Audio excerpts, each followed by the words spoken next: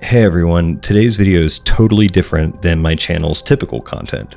I'm typically posting like little tracks and songs that I've made. As a Father's Day gift, I wanted to document my dad's UFO experience. He's told this same story to myself and friends and family for literally decades. I don't want to put too much fluff in front of this, so without further ado, I hope you enjoy. I want to thank my dad for being my dad. I love you, and I want to thank you as the listener for lending him an ear.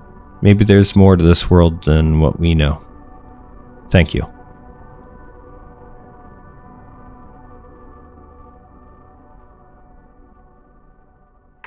Well, my name is Rick, and what I'm about to tell you is something that happened to me and 3 other people in October of 1973. I live in the Cincinnati, Ohio area, and on the local news, just about every night, there were reports of UFOs in my local city.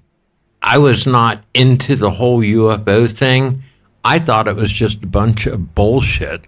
I was really an absolute non-believer. But in the evening in October of 1973, my buddy and I were going on a double date. My girlfriend was going to fix him up with one of her friends. We started in New Richmond, Ohio. New Richmond is about 10 miles east of Cincinnati. It is a small little town that is right on the Ohio River. After we picked the girls up, all 4 of us was in his car, and we were driving on a road called Front Street in New Richmond.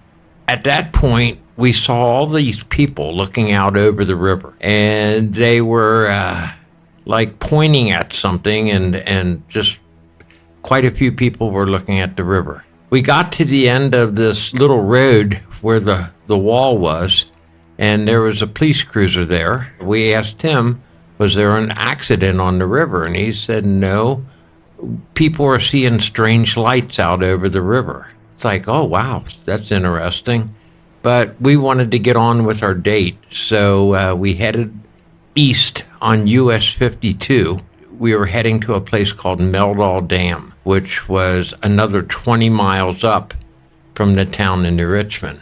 As we're driving in that direction, there's a little area known as Point Pleasant, Ohio, which is the birthplace of President Ulysses S. Grant. And there's a little lookout over the river. And as we're getting into this area, we start seeing lights out over the river. We pulled over, looking out over this area that we could see the river well. We were parked there looking and seeing strange lights over the river. But we did that for a couple minutes and decided to get on with our evening. So we get back out on the highway. We're heading east. There was a power plant under construction. It was called the Zimmer nuclear power plant. And it was in the news constantly because people were complaining, construction workers, that there were flaws in this nuclear power plant cooling tower. But as we're heading up on US 52 there, we were going past the power plant, and there was one of those big kind of nuclear cooling towers that we could see from the road. And there were these balls of light that were moving around the top of the tower, kind of like they were looking for something. They were definitely intelligently controlled. There was probably 5 or 6 of these balls, and they were various colors. They had strange movements. They really, it looked like they were probably scanning this cooling tower.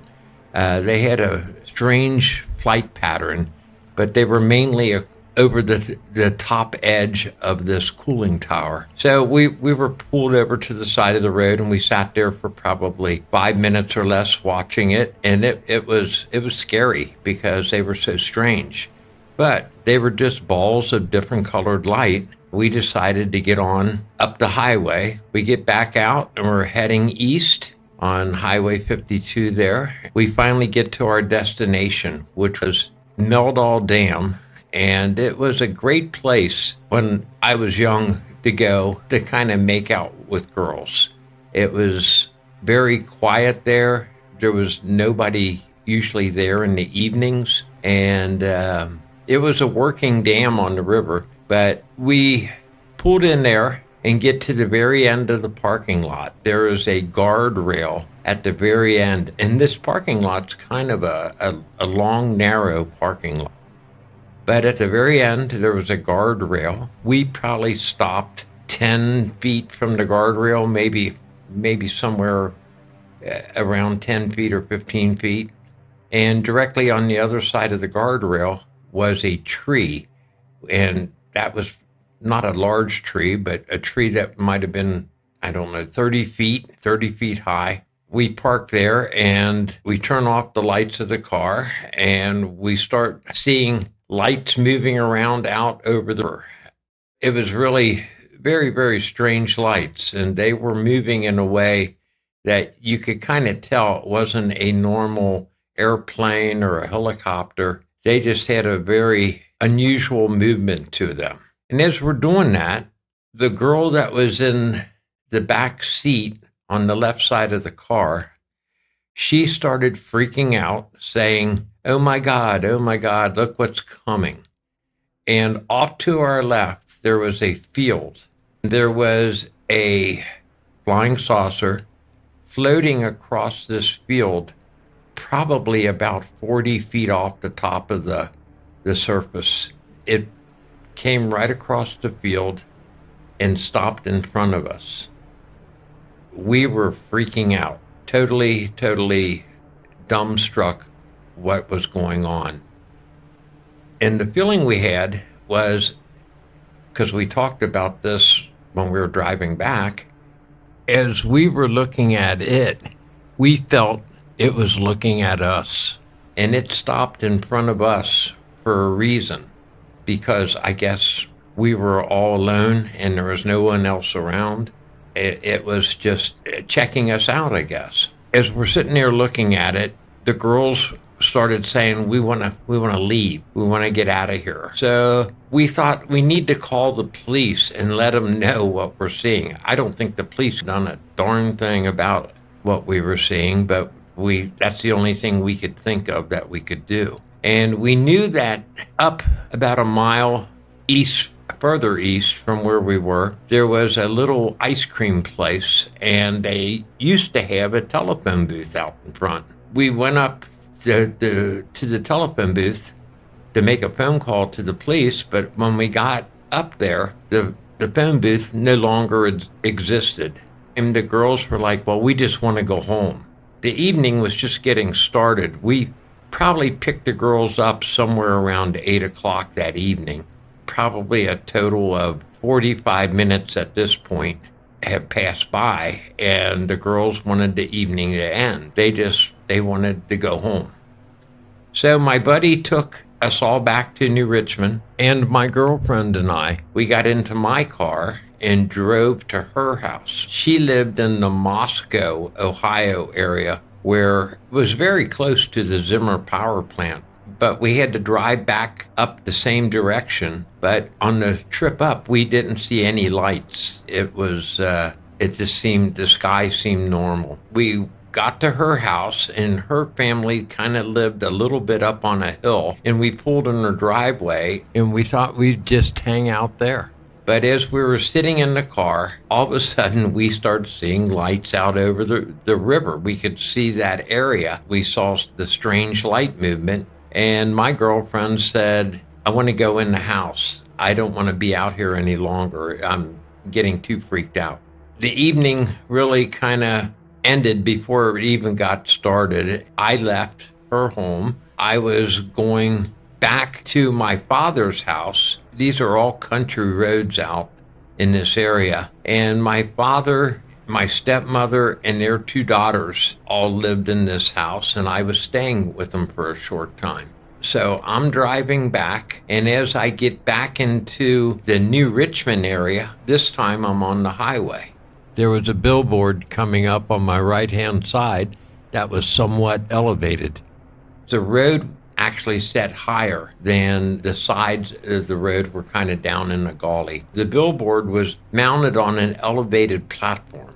It was a billboard that said at the next turn there was a Frisch's Big Boy restaurant off to the left. But as I'm passing this billboard, I look right below the billboard was a glowing ball of light, and it was floating off the ground. It was sitting very low, but it was floating, and it was probably 3.5 feet, 4 feet in diameter. And the moment I saw that, I really freaked out. Now I'm all alone. I felt like this thing was following me, or I kind of felt like a marked man that, oh my God, I shouldn't have seen what we've seen. Now it's coming after me. I was 20 years old at the time of this. Usually for guys, when you're 20, you're kind of fearless. This particular night, after seeing the flying saucer right in front of us, I was beyond freaked out. I was scared to death. And then when I saw the ball of light by the billboard, I thought, I'm going to be going down a country road and this thing's going to be waiting for me. It scared the hell out of me trying to drive back to my dad's house.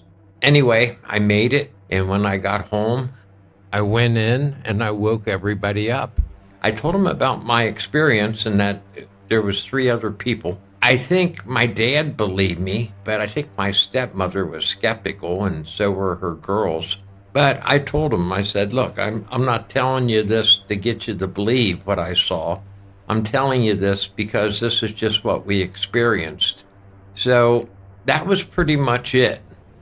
But years later, we were having a get-together at my house. My stepmother and my 2 stepsisters were there. This story came up about me seeing a flying saucer with 3 of my friends.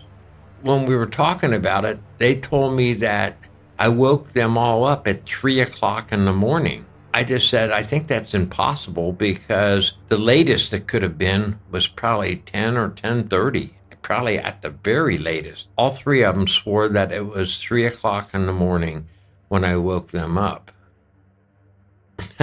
That just really made me worry what happened on that drive home that night and why, instead of it being 10 or 10:30, why I woke them up at 3 o'clock in the morning. I don't have any memories of anything else happening other than what I just said. I don't have any abduction memories, have any memories of aliens. I just have a memory of I was with 3 other people and we had a flying saucer come down right in front of us. And then a little bit later, I had that ball of light that was off to my right when I was driving back. I felt like it was following me. So anyway, that's pretty much my story. It's been one of those things that happened 52 years ago, and I still think about it almost every day. It just blew my mind. We were not on any drugs. We weren't drinking.